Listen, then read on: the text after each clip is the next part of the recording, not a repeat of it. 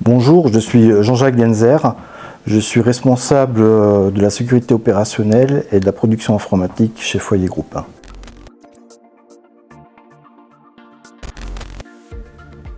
Le cyberrisque est une évolution, c'est un fait, plus vrai que jamais.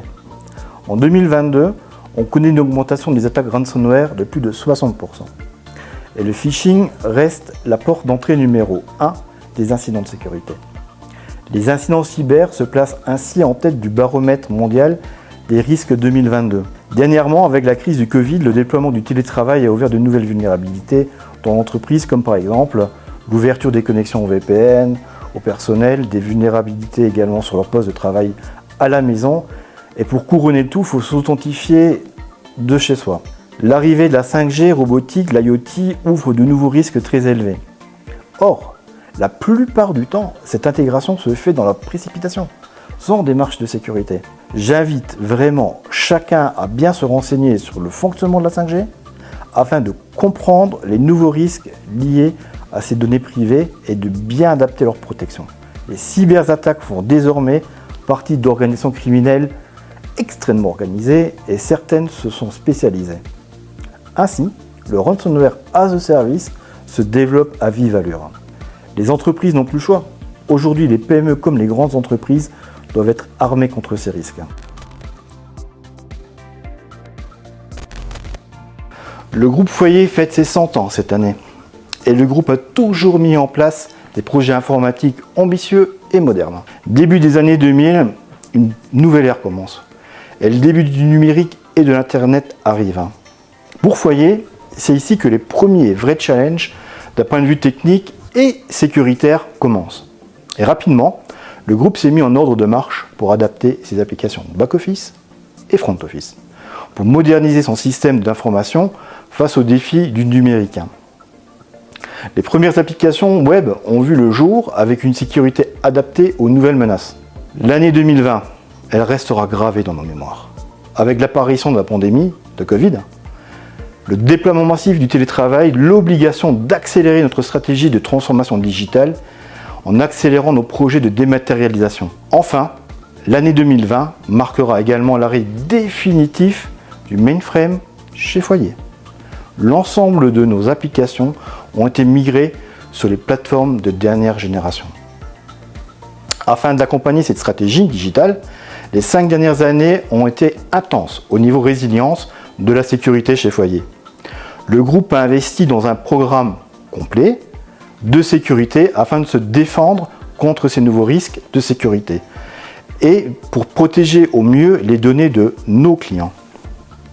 Même si le risque zéro n'existe pas, nous sommes bien organisés aujourd'hui contre ces risques.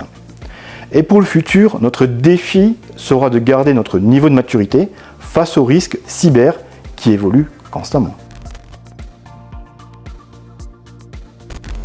Dans un contexte où les menaces augmentent au jour le jour, nous avons fait le choix d'organiser notre programme de sécurité en mode agile, en mettant l'humain au centre de notre stratégie. Concrètement, des vulnérabilités importantes sortent chaque semaine. Durant cet été, un certain nombre d'éditeurs de logiciels ont sorti des correctifs sur des failles critiques importantes. Nos équipes sont organisées pour mettre à jour nos serveurs, nos postes de travail et nos applications, tout en limitant les interruptions de service pour les métiers et nos clients.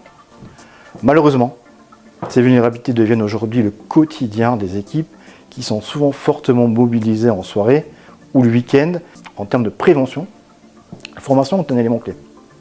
Ainsi, des formations obligatoires sont mises en place pour l'ensemble du personnel et plusieurs tests de phishing sont organisés dans l'année afin de vérifier que nos formations portent leurs fruits, sans oublier des tests d'intrusion annuels.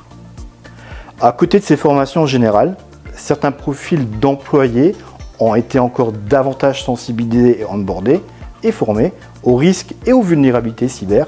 Je pense ici à nos actuaires, fonction importante dans une entreprise d'assurance.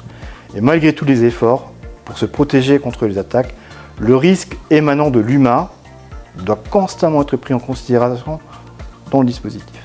C'est pourquoi nous mettons tout en œuvre pour recruter les meilleurs experts en sécurité, ce qui reste un vrai défi aujourd'hui car les ressources se font rares et le marché est très tendu actuellement.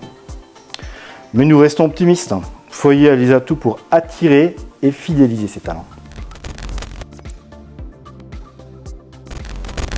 Bonjour, je m'appelle Philippe Bonte et je suis CFO du groupe Foyer. Comme vous l'avez compris, Foyer accorde une grande importance au risque cyber et a bien agencé ses différentes lignes de défense. Si nous nous soucions de notre propre sort, nous le faisons bien sûr aussi pour nos clients. Dans les initiatives que nous avons lancées, je citerai notre offre Cyber Pro. Cette offre comprend 3 volets essentiels. Premièrement, l'évaluation des risques, où nous travaillons en collaboration avec le ministère de l'économie en mettant leur calculateur de risque à disposition de nos clients. Deuxièmement, l'assistance 24 heures sur 24, 7 jours sur 7, en collaboration avec des partenaires spécialisés. Une offre d'assistance à la fois technique et aussi juridique. Finalement, et en troisième point, l'indemnisation et la prise en charge de différentes conséquences telles que perte d'exploitation, réclamation par des tiers qui sont lésés par la cyberattaque ou des frais d'enquête. Mais j'insiste sur le fait que la prévention et la sensibilisation au risque, ainsi que l'assistance pour garantir une réaction adéquate et rapide en cas d'attaque de vol de données sont des éléments très importants. Dans tous les cas, la couverture Cyber Pro est modulable et s'adapte au niveau de la couverture souhaitée et dépend évidemment aussi fortement aux risques liés à l'activité du client.